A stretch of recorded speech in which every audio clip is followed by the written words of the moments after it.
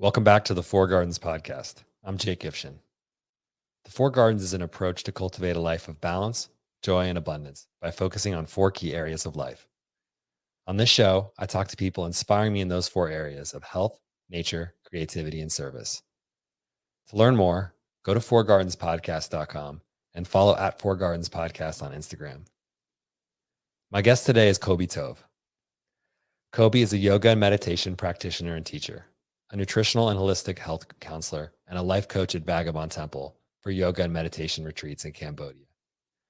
I'm connected to Kobi through my business partner, Ari Rubens, who has done extensive work with Kobi and considers him one of his most important mentors. I'm excited to learn more about Kobi. Let's jump right in.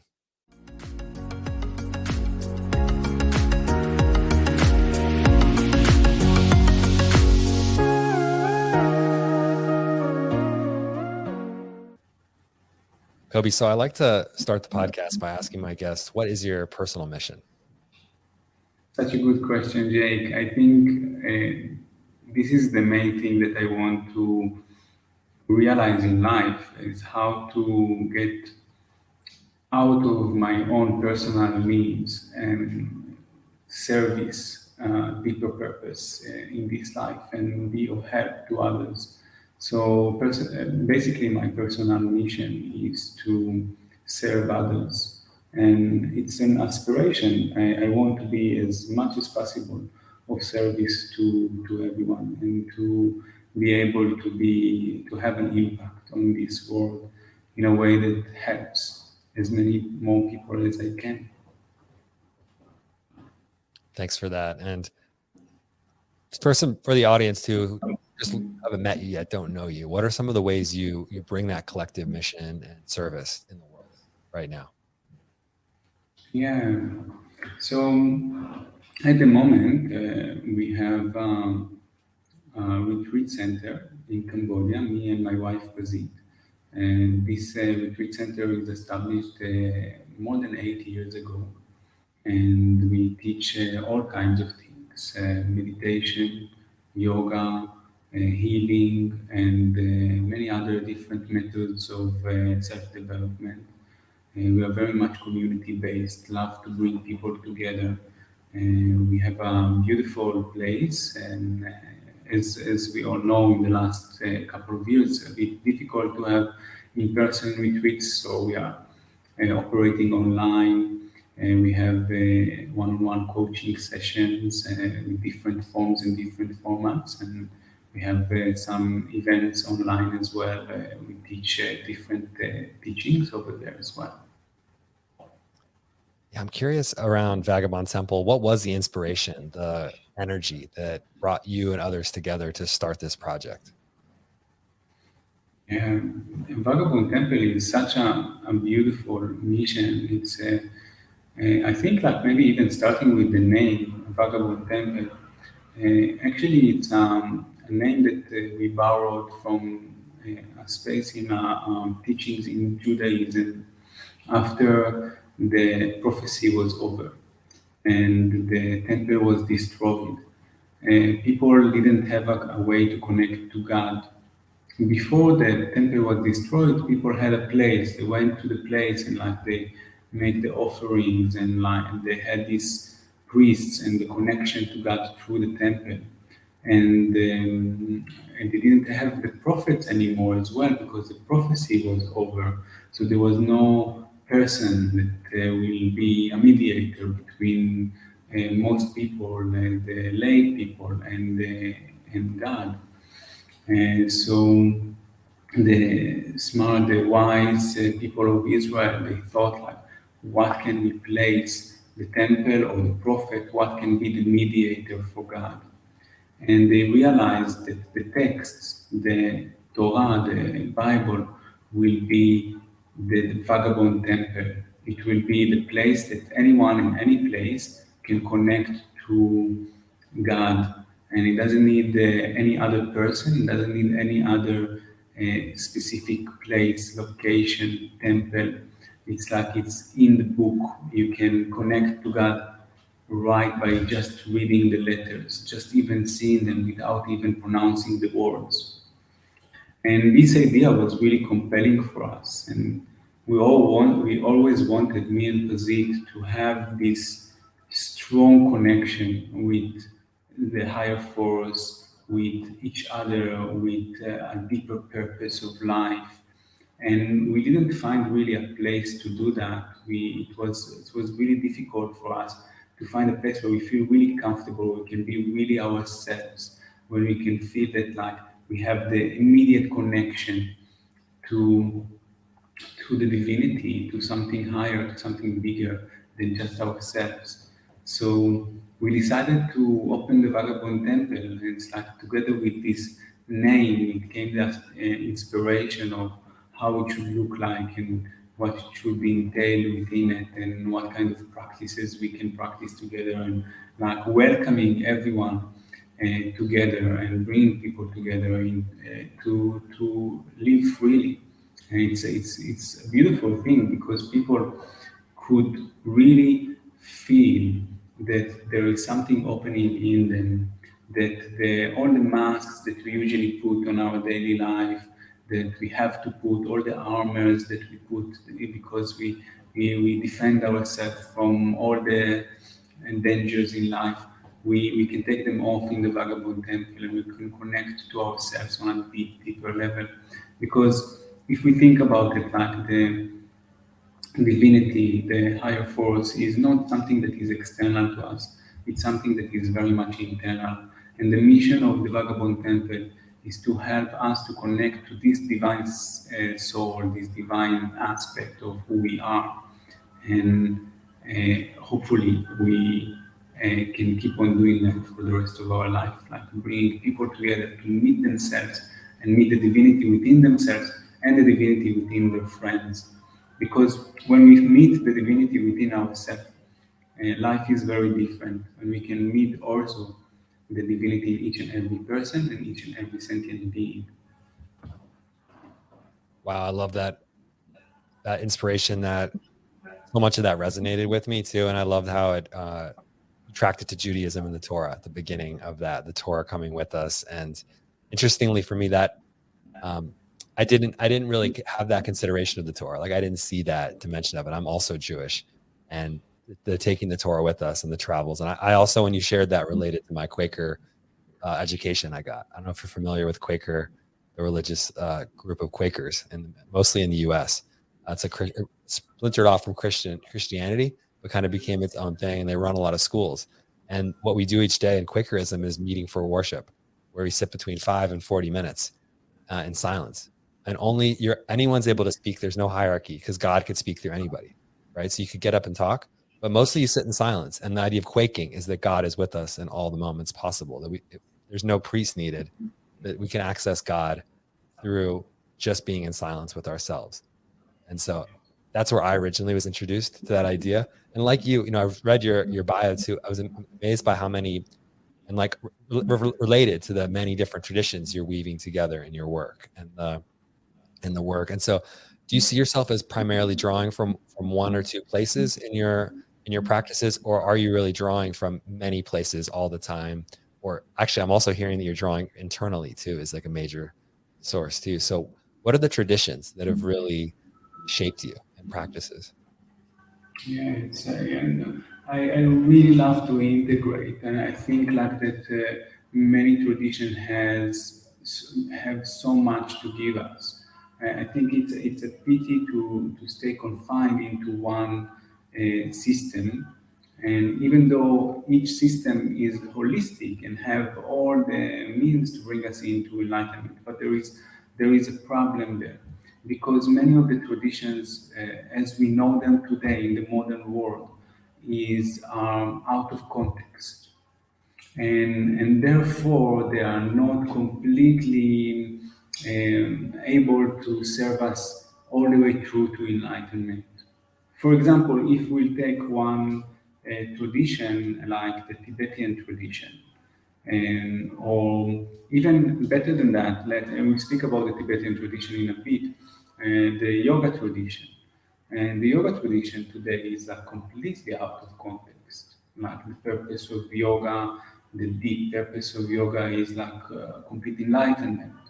and being not attached to the body, but rather like bypass, like or go beyond the body and reach into the divinity and like be basically a monk that is going through a whole spiritual process and living this world in complete peace, in nirvana. And this is something that we practice today, the yoga we practice today, which is it's not merely a criticism, it's just like observation of how things are like with yoga today. There is so much of emphasis on the asana practice aspect of yoga and just a very small part of what yoga is really all about. And actually, we see that there is creating even greater attachment to the body, to the materialist world, and instead of really serving the purpose that it's originally made for.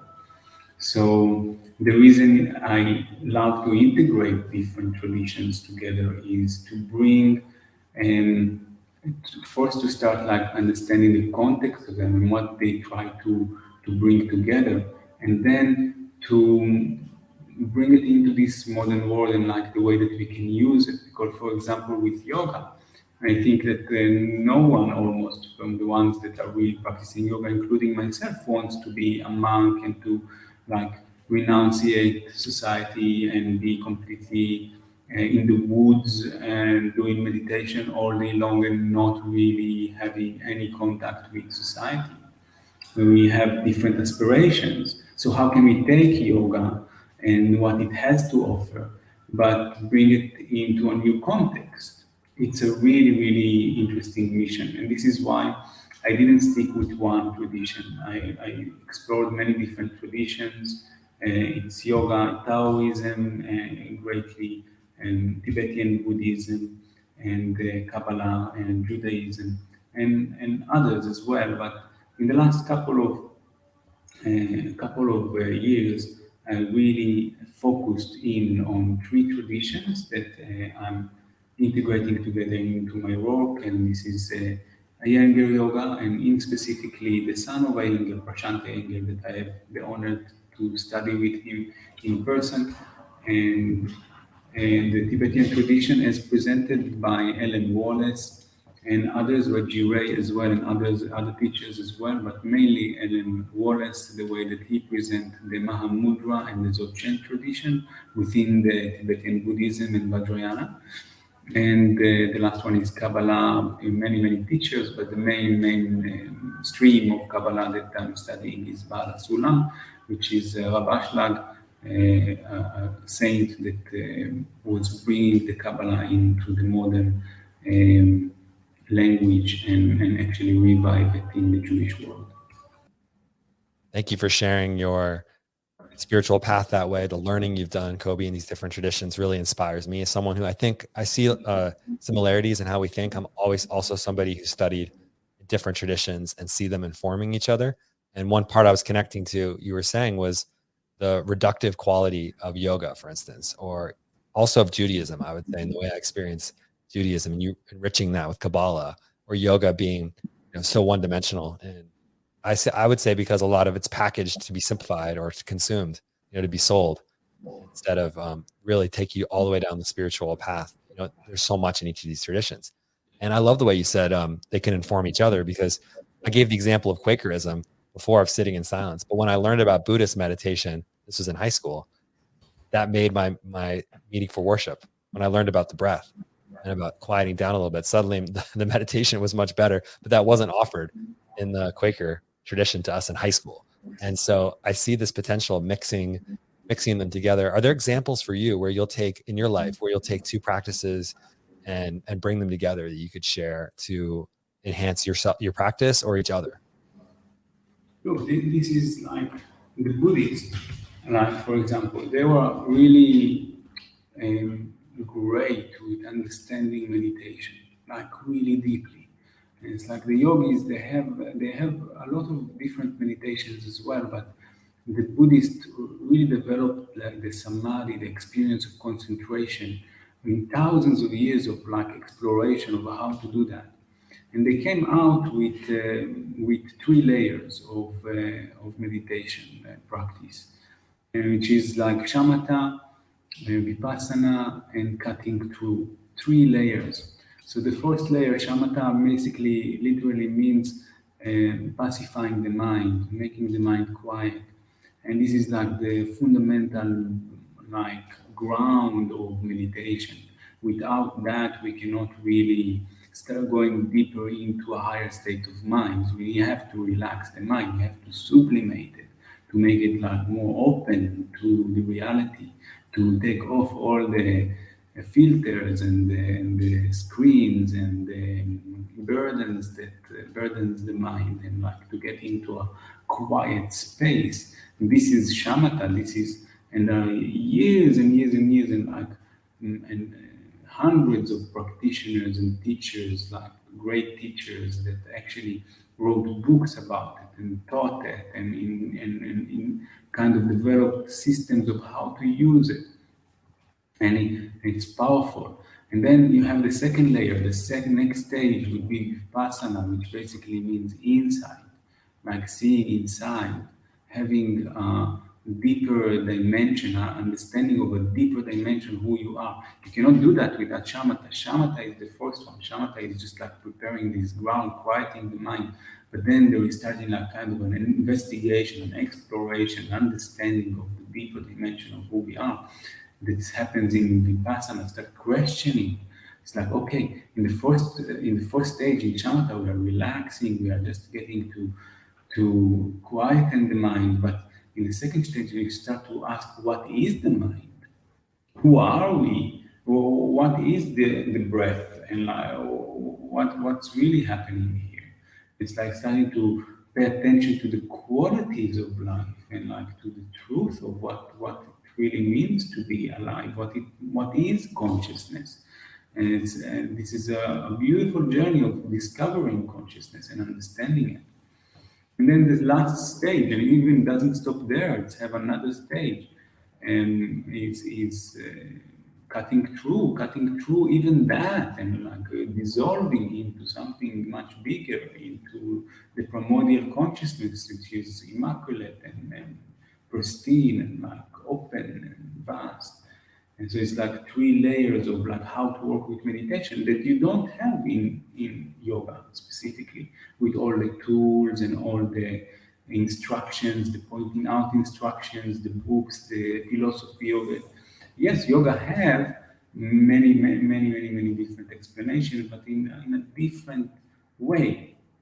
And what I was really excited to work on in the last, as an example to your question, Jake, is to apply these three layers on an asana practice.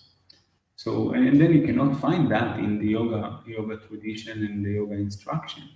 But if you get into trikonasana, let's say, it's just an asana, a posture, a yogic posture, and a yogic practice, and you start like doing actually these stages, like you start like working on shamatha, on like quieting the mind, like paying attention, like even applying the instruction of the pose, the specific pose, the alignment of the pose, getting into the right shape as shamatha, quieting the mind, quieting the body, getting into the right shape. This is the first stage. Then you start like doing an exploration of what's happening to me in this pose, what's happening to my mind, what is really the relationship between my mind and my body, and my mind and my breath and my liver, and so on and so on. Starting having a deeper experience and an insight into the beautiful thing that is called a human being, a consciousness of a human being. And then cutting through and dissolving, like really getting into the asana and becoming the asana itself, like and disappearing in a way from individual identity, and going beyond that, beyond all of these even investigations that we do in Vipassana. So this is Just an example, like in Buddhism, you have like so much of concentration of like how to do meditation. They are experts in it. But on the other hand, in Buddhism, you don't have so many practices for the body. You don't have like practices like asana, like pranayama, that really work on like working the body into what a younger would call an enlightened body. So you have like these complementary teachings that like can, when they are woven together, they can really fulfill the potential of each. Like you can get deeper into vipassana thanks to the asanas that are from the yogic tradition, and you can get deeper into the yogic tradition thanks to the meditation of the Buddhist. And there are many more examples of how like different systems can bring light into other systems and make them even more authentic. Like we can actually get the purpose of the tradition that is being complemented. And I'm feeling too how some of the adaptations and integrations are meeting us in the modern life, the modern condition of they didn't have cell phones then. They weren't sitting in cars all day, their bodies and ancients and our ancestors. We have different bodies and different minds. They did. So why would the exact same practices be relevant? And they're also in a different cultural context of how they think and speak in their minds. So it does seem like this weaving and bringing to the modern world of yoga in particular, about meditation, vipassana, Buddhist seems like these are innovations and that they're necessary to support us in growing. And I want to follow up and ask right now for you, what have been like in your life, even if you want to speak to a day, or what practices are activating you each day or helping you in that journey that you described of awareness and dissolving.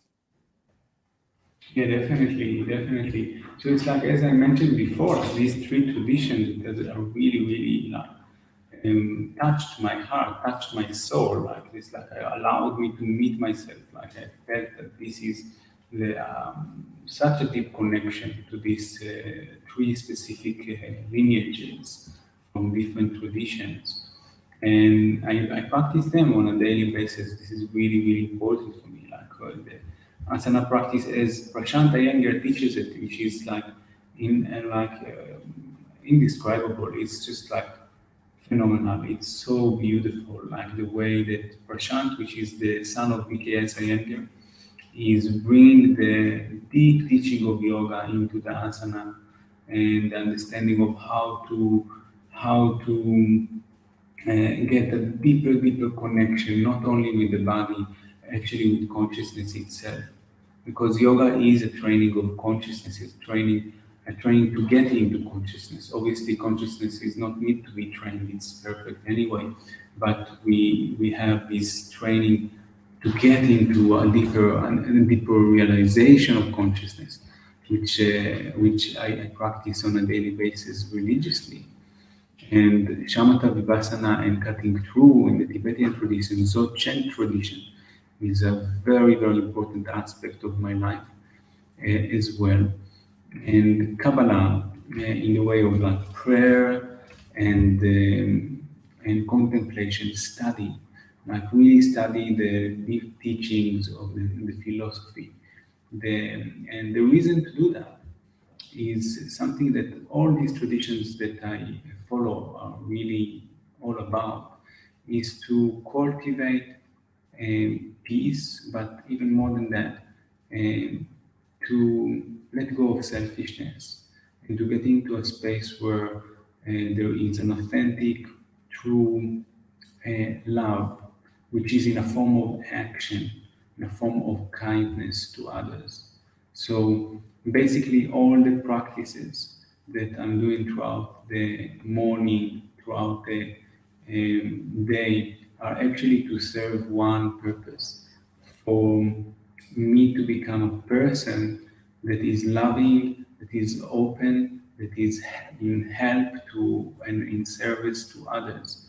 So all the relaxation of the mind is not just for itself.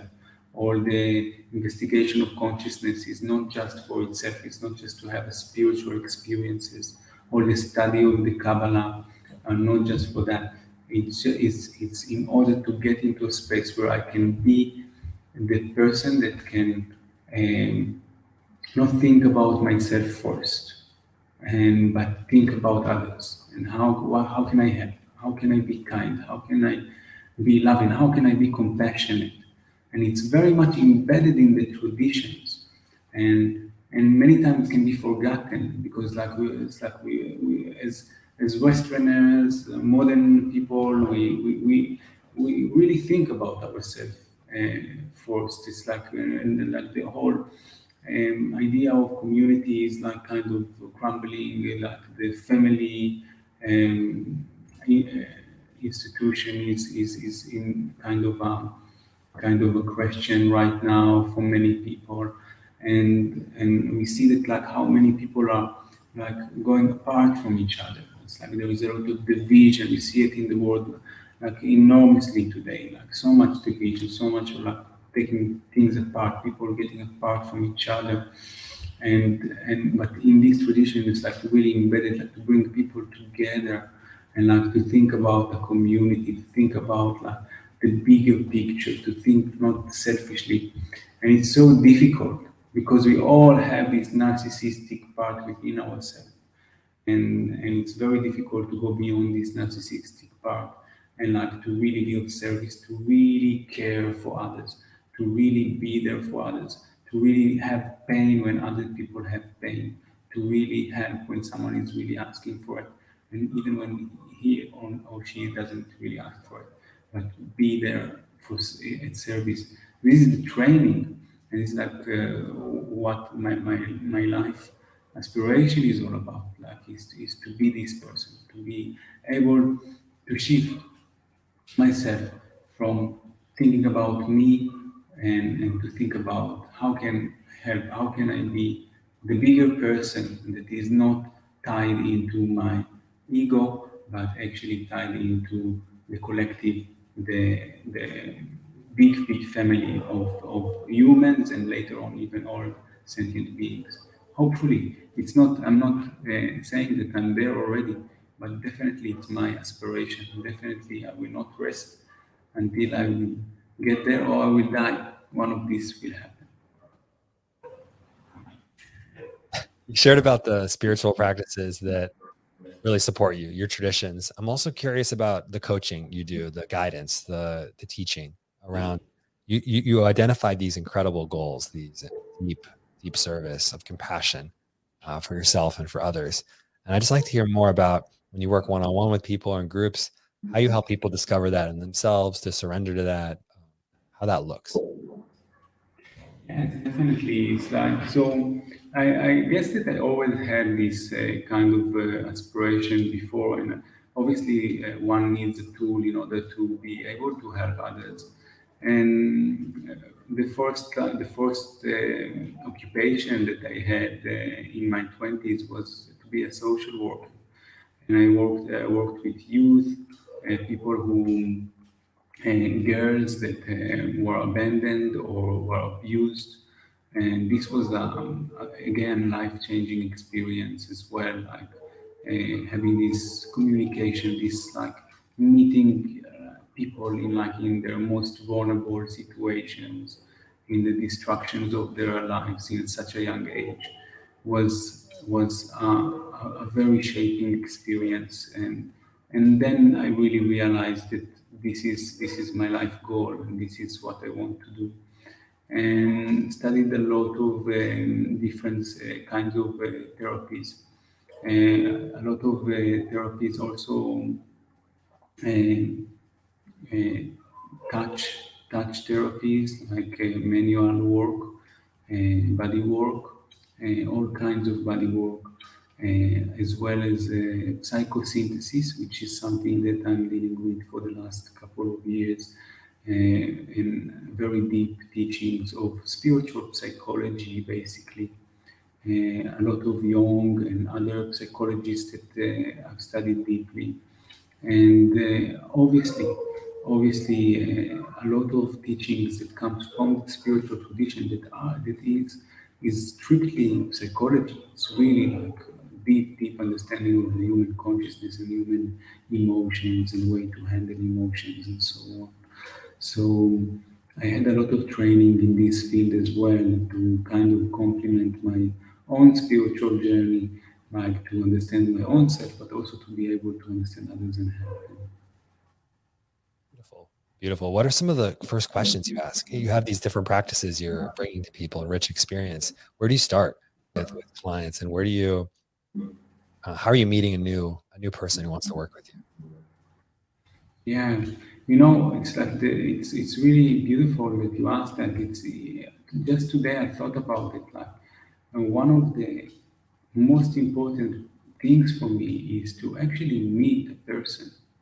I think that there is like so much of like when people get into coaching, if I could change the name, I would change it. I don't know Yeah. what name to call it really. A coach or like a mentor, or it's like this, that there is no word that I can really find like to describe what really is happening, because what's really happening is a human experience. When like you take all these like masks off, like we said before, and you see and you try to look at the person. Sometimes we look at the person, we look at boxes, like as if we are looking at boxes, as if we are looking on labels of like this person is like, and having right away judgments of how this person should be like or is like. And instead, like I'm trying as much as I can, to see beyond, to see not the box. It's like when someone is like putting like uniform. For example, someone is a policeman and he's putting a uniform of a policeman, and then I look at this person and say he's a policeman. Or when someone is, but this person is going home, and like for his son, he's not a policeman. He's like his father, and for his mother, he's not a son, and he's not a father. He's a son. So it's like there are many different roles, and I try as much as I can to see like beyond these like masks and uniforms and roles, and like to see like a human being and try to have this contact, this deep connection of an intimacy of understanding, like, and respecting, like, wow, this divinity is sitting in front of me, and yes, it's have like colors and shapes and face and body, but like it's not really what's sitting in front of me. What's really sitting in front of me is deep consciousness, like an evolution of infinity, and to get to there, like to have this um, deep aspiration and deep um, wish to meet and to have a human experience. And with each person, it will be a different question. It will be a different session, a different process, working together slowly to understand each other, to be together, and to move through these different obstacles that we have in life, because life is tough. It's not so easy, and try to be together with people and do this together with them. And by the way, I'm getting so much out of it as well, because when I do some process with someone, I'm doing the process as well. So I'm really benefiting from that. Yeah, we have a saying in my men's group: "You're doing my work." When people are doing their inner work, you're doing my work. I like that, and I feel that I start to see that in my life, of seeing that other people who are, when they're doing that, when I'm witnessing them, when they're open, their inner processes, I'm like, oh, that's something that affects me too. Maybe my relationship's different to this quality, or to this maybe challenging experience they're having, but I'm really relating, and this is my work too. So I could see, it sounds like for you, having that experience. Yeah. Yeah, I want to ask you too. Yeah, I love that answer. I want to ask you about one of the, okay, so the most popular clip now on our YouTube channel is about sexuality and service. It's about like sexual energies. I know this is something, from knowing you a little bit and reading about your work, that you work with sexual energy. It's something you're not um, pushing away or dealing with, hiding in your spiritual practices. It's integrated. And so I'd love to get some more of your take on how to work with sexual energy, and how you approach that part of life. This is the most sacred thing that we have in us. It's like it's a shame that sometimes we think about sexuality as something that we should go away from, or we should hide, or we should like not really engage with. When we think about it, like the sexuality is the deepest, most intimate thing that we can have in this life, and it's all layers. It's all layers. It's like it's the all dimensions of who we are: the physical, the energetical, the spiritual, all being connected with another person. And this is so magnificent. There is no words to really describe it. It's an amazing thing. And I think it's really important to realize that sexuality is spirituality, and sexuality is sacred, and we should not abuse it or misuse it. We should take it as it is, as the gift that we really got from the divine, from the universe, and be able to connect with another person and to create together with that, to create an experience. You know, with sexuality, it's not only to create children, which is like, think about it. This is like mind blowing that you can, that two people different from each other can connect together in a sexual intercourse, and the result of that will be a boy or a girl, another human being, another soul in this universe. It's like, it's just like I cannot get my head around that. This is like, it's absolutely amazing. And but even more than that, like even without having children, and this encounter, when we have like, when we meet each other on a deep level, on a sacred level, where I'm not just like fulfilling my own desires or physical desires when I'm engaging with someone sexually. I'm actually meeting this person on an energetic level. There is an energetic exchange. There is like, my energy is like completely dissolving in the other person's energy, and the other person's energy is completely dissolving in mine. We become one, really one, physically, energetically. And we are able to tap into like consciousness, which is so bigger than just like a regular consciousness that we have on our daily life, on our daily day-to-day basis. It's something huge. It's like, if we can say, like in this, like in the peak of the sexual experience, we have this huge meditation. It's like this most amazing moment. And it's like, it's not just like a selfish moment of just like feeling good, feeling like nice and easy, feeling like I'm starved or something like that. No, no, no. There is like a spiritual experience that is hidden in this moment. We just need to pay attention to it and respect it and love it and allow it to grow.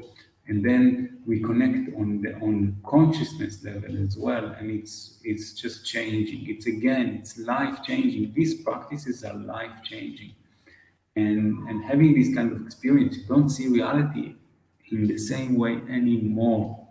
So what I would like to invite people into their life is to understand the potential of sexuality, rather than thinking about it as some physical necessity or physical luxury.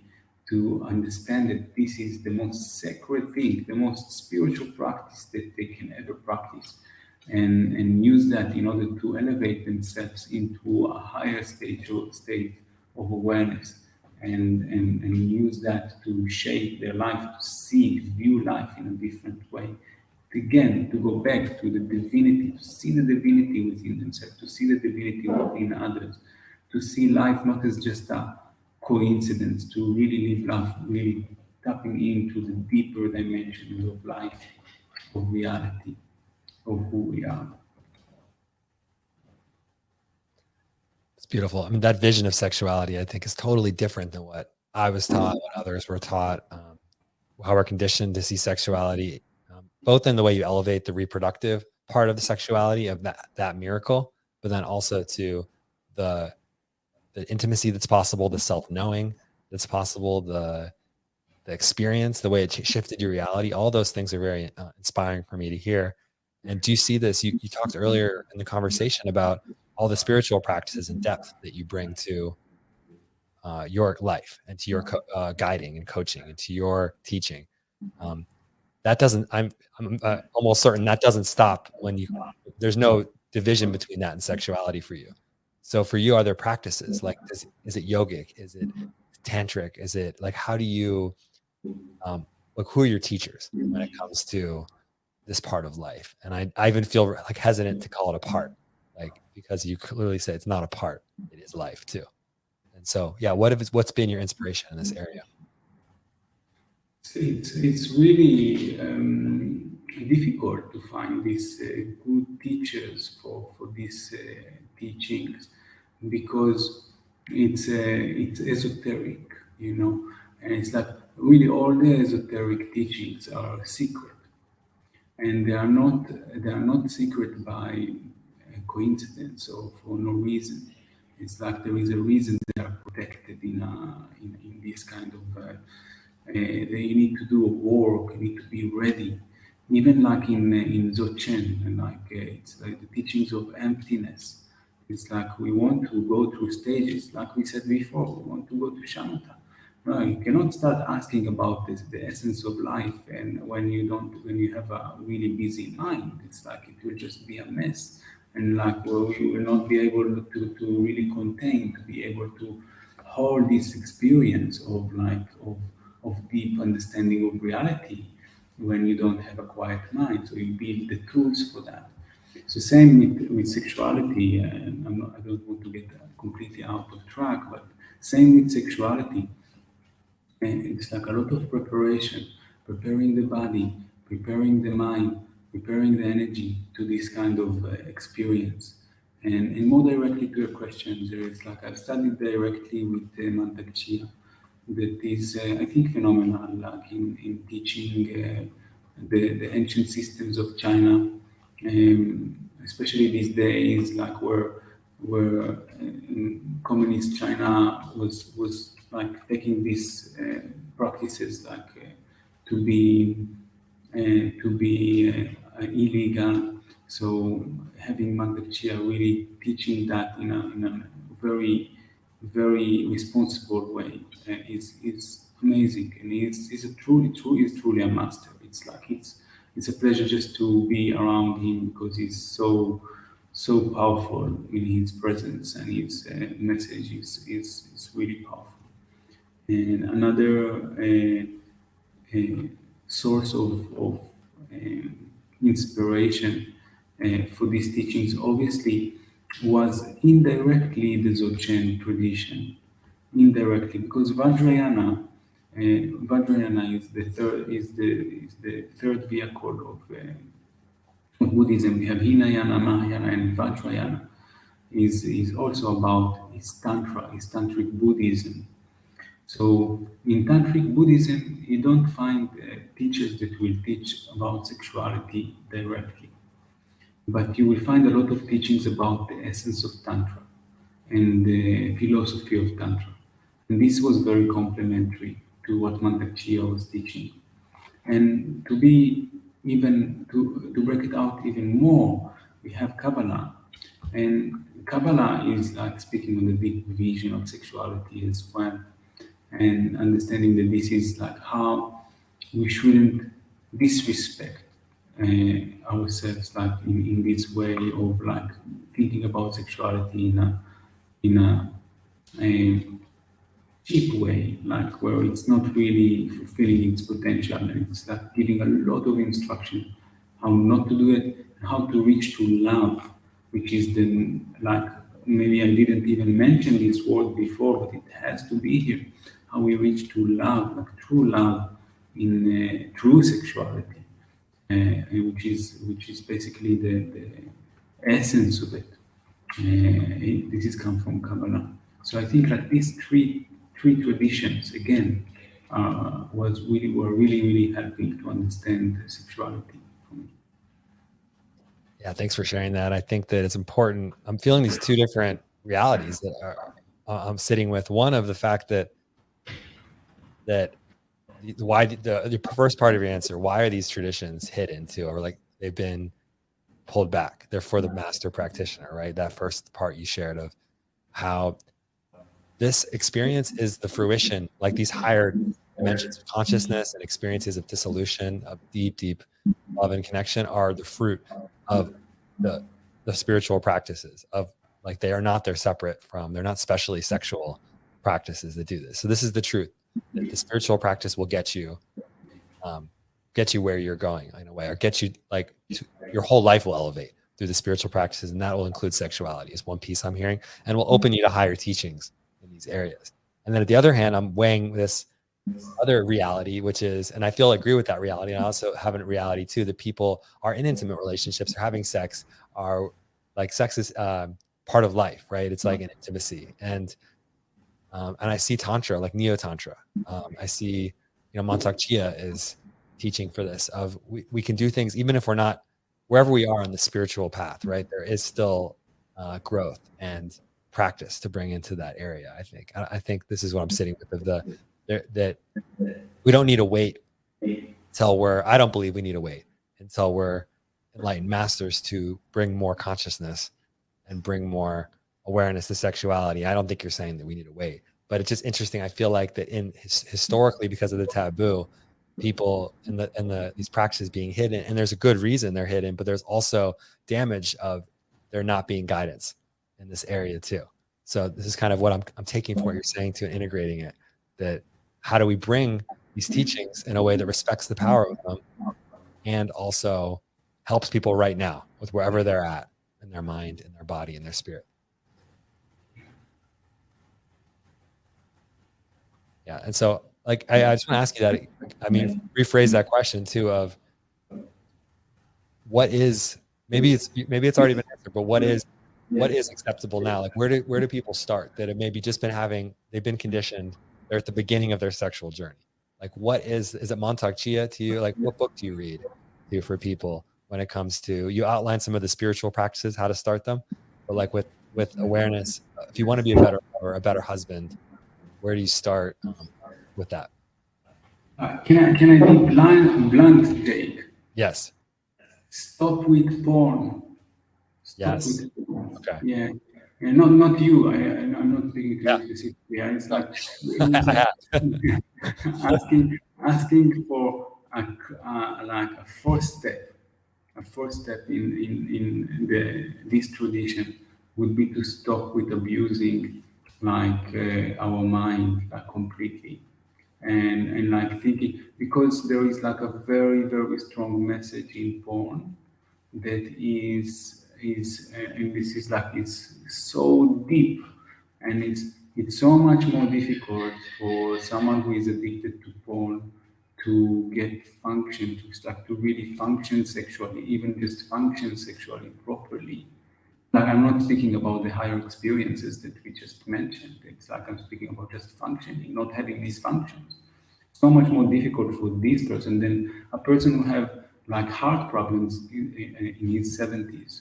And I actually had these experiences with people that, like, a 70 years old person that is having heart issues, is able to to fix his dysfunctions, his sexual dysfunction, and a 25 years old boy that is like addicted to porn is not being able to do. So it's like the damage that it's doing, like apart from the disrespect, the abuse, the objectification, and so on, the other list of things, like the damage that it's doing to our mind and to our body is enormous, enormous. So really cutting that would be like a really good goal to start with, and then like coming with this approach of like building our energy is really important. It's like before we go to our sexual practices and go and study even with Mantak Chia, and obviously Mantak Chia teaches that, but like even as a primary stage, and working on our energy, working on like building a strong body and a strong mind, and and being able to feel the energy that is within us, and to be sensitive to it. Yeah, and then it brings us into a state of uh, strength that we can start working with these practices.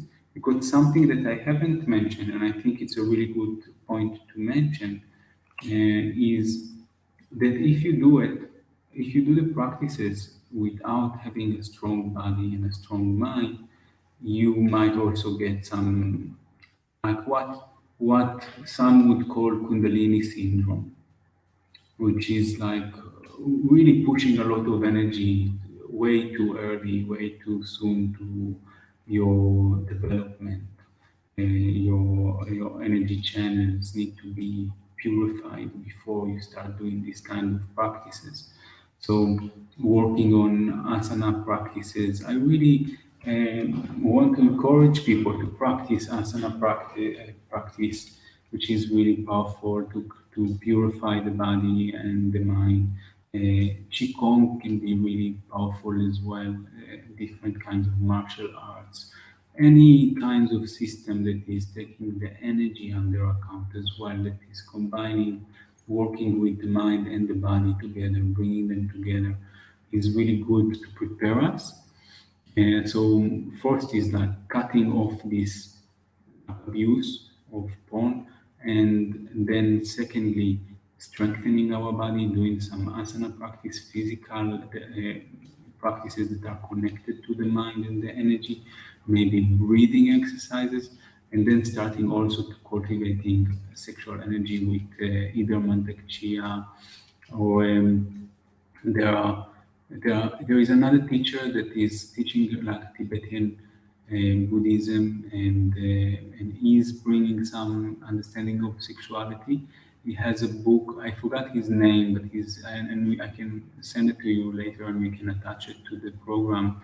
But the book that he's teaching is Kama Sutra. Kama Sutra. It's a beautiful, beautiful book that describe the sexual practices of Tibet in a very sane way. So I like the teachings, and you also have some YouTube videos so people can watch and see.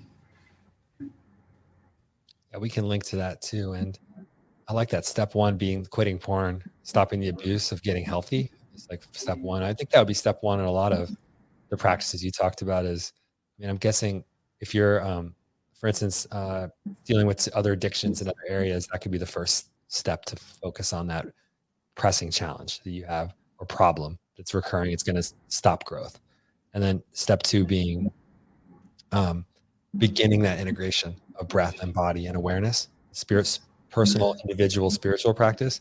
And I might add like a step three too, if you're just to work with the interpersonal, but the emotional intelligence and communication of being able to speak your emotions and listen to somebody else. And I just don't see how intimacy can really be possible without listening and without awareness of your emotions and being able to talk about these things, these other skills that aren't taught well to us, just the same as the other levels that, we're not ready to do that. And and one piece I want, so I definitely, I see you nodding. And so I know you agree with that, adding that step, and are a practitioner of those, teach that in your work you mentioned. But I also would say one thing I'm noticing with step one too is with porn is that it's the media is like still pornographized. I could not be looking, you can quit the internet porn and the literal porn, and you can still be receiving conditioning around what like this toxic masculinity too, of like what a successful, you talked about the stud, you could get these messages of what a successful male sexually looks like, or what your goal should be, what type of woman, or if this is from the male, or type of man if you're a woman, or lover, or whatever lover, like, I'm binary too. There's all these other standards that there's like more. I'm realizing there's more sophistication and subtlety to that stop porn. Like stop the actual porn first, but then also be conscious of the media. I think that you're ingesting in the programming. And that's coming up for me when you shared that awareness. So I wanted to add that to the picture. Couldn't agree more, Jake. Really, you put it so nicely. It's like it's so important because it's a state of mind, isn't it? Like you're pointing out, it's not just like the actual watching porn, it's like a state of mind of that is like completely out of alignment. And Yes. I liked what you were saying. It's like I completely agree. Wow, I've loved this conversation, Kobe, and I'm excited to keep continuing our dialogue in the future here. And I want to give you a chance if there's more to add to any piece that we touched on, question I didn't ask, and also to make sure that you share before we go how people can connect with you or work with you. So just want to leave some space for that at the end for those two possibilities for you to share more. Thank you so much. Like first, I want to thank you, and I think it's a beautiful project that you are doing. Amazing stuff. It's really needed, like to have this awareness, this spiritual awareness, like and invest in that. And it's beautiful to have this opportunity to be with you. So thank you so much for that. I want to say like to everyone who listen, it's like this is such, and it's like we are in this pandemic time, like things are really not easy, and like sometimes we really see this reality, see the world in like in its darkness, in its like not in its peak, it's difficult, it's challenging, and just to go back to what we were speaking on today, like seeing that like we have this divinity within us, we have the light within us. There is teachings in Hasidut, in Judaism that says you cannot run away the darkness with guns and sticks. You run away the darkness with a candle, and the candle is within ourselves. We have, like, this is what we were speaking about. This is the divine soul. This is the consciousness that we have within ourselves. So, I really want to wish everyone to connect with this light within, this beauty within, and like, and not to be despaired in this time. Like, this is exactly the time for us to go inside, to see the light within ourselves, like to shine it outside of us, and I'm sure you're all doing it in a perfect and beautiful way. And just want to strengthen you in this endeavor, and to support you, and to send true authentic wishes for everyone to be happy, to everyone to be happy on deeper sense of this world, like really holistically finding the truth within themselves, like finding a vision for their life, fulfilling their potential, bringing their light into the world. Really want to wish to everyone that. And for the last thing, like how you can contact me, you can. There is like our website, me and my wife's website, Vagabond Temple website, that you can definitely reach out over there, and an email or messenger. Feel free to contact. We do a lot of things. We have a lot of offerings.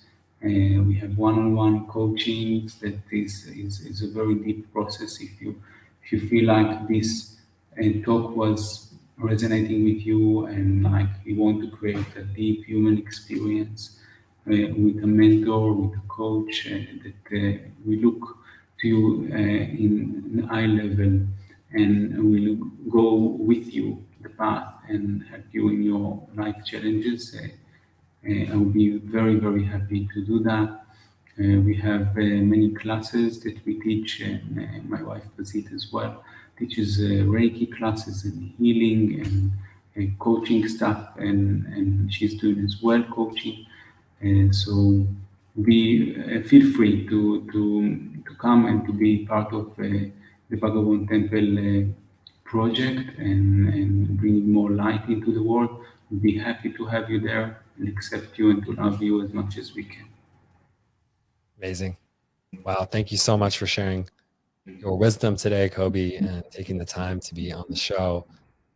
I have a service intention with this project of helping others, but sometimes I'm like, wow, am I receiving the most here? Because I feel like I'm getting so much from these conversations, and this one's no exception. I just feel like your message really resonated with me, landed with me, and I feel I'm coming out of this conversation more motivated and more curious to do my own spiritual work, to take a different perspective on like other perspectives and open myself more in my life. And so that's really a gift. So I really thank you for taking this time and for sharing your work with me. Thank you, Jake. And blessing to you. Blessing, much love. Thank you so much. Blessings, Kobi. Thank you.